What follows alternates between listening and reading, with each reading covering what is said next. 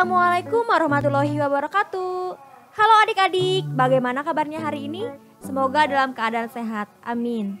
Pada pertemuan kali ini, kita akan membahas mengenai benda-benda di sekitar kita. Mata pelajaran yang akan kita pelajari kali ini yaitu Bahasa Indonesia, mengenal benda berdasarkan sifatnya, dan mata pelajaran matematika, mengenal satuan panjang baku dan tidak baku. Terdapat 3 poin utama dalam pembahasan materi Bahasa Indonesia, yaitu pengertian benda, asal-usul benda, dan penambahan kosakata baru benda. Adakah yang tahu apa itu benda dan non-benda? Benda merupakan segala sesuatu yang menempati ruang dan memiliki massa.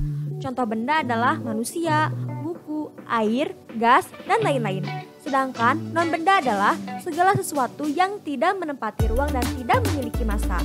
Contohnya adalah panas, suhu, cahaya, dan api. Perhatikan gambar berikut yuk. Gambar di samping merupakan contoh benda-benda yang ada di sekitar kita.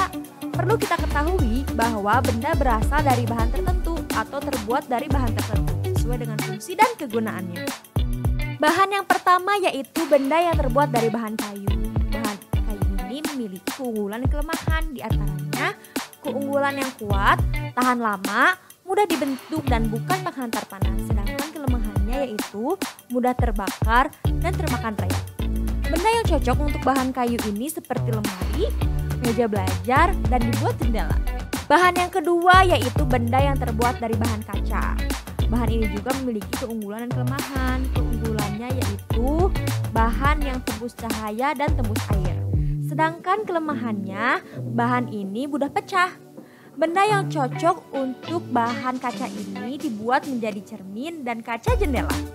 Bahan yang ketiga yaitu benda yang terbuat dari bahan logam. Memiliki keunggulan diantaranya kuat, tahan lama, dan penghantar listrik. Sedangkan kelemahannya yaitu bahan tersebut mudah berkarat. Benda yang terbuat dari logam biasa ditemukan pada uang logam, perkakas dapur, dan benda-benda penghantar listrik. Bahan yang keempat yaitu benda yang terbuat dari bahan kain. Memiliki keunggulan diantaranya ringan, mudah dibentuk, dan mudah dirapihkan. Sedangkan kelemahannya adalah bahan tersebut mudah menyerap air. Benda ini biasa kita pakai dalam kehidupan sehari-hari seperti baju, celana, produk, dan lain-lain. Dan yang terakhir yaitu benda yang terbuat dari bahan karet. Memiliki keunggulan diantaranya lentur, tahan lama, kedap udara, dan tidak menyerap air.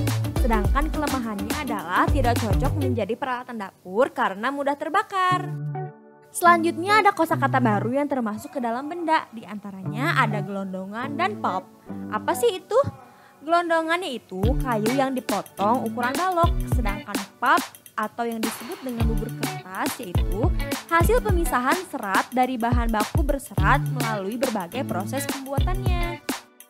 Selanjutnya, dalam mata pelajaran matematika terdapat 2 poin utama bahasan, yaitu satuan panjang dan alat ukur panjang.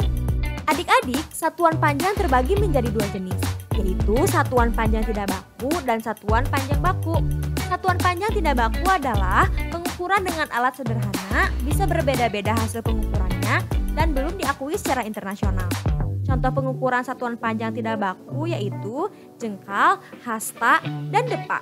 Sedangkan satuan panjang baku adalah pengukuran menggunakan alat yang lebih akurat hasilnya dan sudah diakui secara internasional. Contoh pengukuran satuan panjang baku ini yaitu kilometer, hektometer, dekameter, meter, desimeter, sentimeter, dan milimeter. Selanjutnya ada macam-macam alat ukur panjang baku yang biasa kita temukan dan kegunaannya dalam kehidupan sehari-hari. Yang pertama ada penggaris. Penggaris kegunaannya itu untuk mengukur benda seperti buku, pena, penghapus, dan lain-lain. Yang kedua ada meteran pita. Kegunaannya itu untuk mengukur panjang anggota tubuh. Yang ketiga ada meteran saku. Kegunaannya untuk mengukur dinding, meja, dan sebagainya. Yang keempat ada rometer. Kegunaannya untuk mengukur luas tanah. Dan yang kelima ada jangka sorong. Kegunaannya untuk mengukur diameter benda dan kedalaman benda. Demikianlah pembahasan materi yang dapat disampaikan. Semoga video ini dapat bermanfaat untuk adik-adik. Terima kasih. Wassalamualaikum warahmatullahi wabarakatuh.